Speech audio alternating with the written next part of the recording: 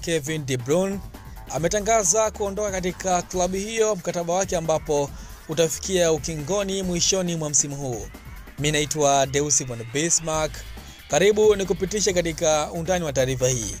Mbelgiji huyo mwenye umri wa miaka 33 amebeba mataji 16 ikiwemo mataji 6 ya EPL na taji moja la UEFA Champions League tangu alipojiunga na klabu hiyo mwaka 2015 akitokea katika klabu ya Wolfsburg. Kiungo huyo amefunga mabao 106 katika michezo 413 aliyotumikia The Citizens kwenye mashindano yote, lakini ameanza katika mechi 19 pekee katika msimu huu wa mashindano.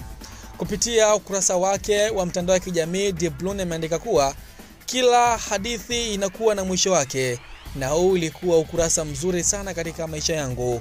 Mpira umenileta kwenu katika jiji hili, nimetimiza ndoto zangu, nakiri nimebadilisha maisha yangu. Iwe tunapenda au la, ni muda wa kusema kwaheri. Aliandika hivyo nyota huyo wa kimataifa wa Ubelgiji Kevin De Bruyne, akiwatakia heri na kuwaaga mashabiki, wanachama na wapenzi wa Manchester City kwamba mwishoni mwa msimu huu basi ataondoka katika klabu hiyo. Pengine maoni yako ni yapi kwa hatua hii ya De Bruyne kuondoka katika klabu hiyo ya Manchester City tangu alipojiunga na klabu hiyo mwaka 2015? Basi tuandikie hapo kwenye upande wa comments. Mimi naitwa Deus von Bismarck, mpaka wakati mwingine.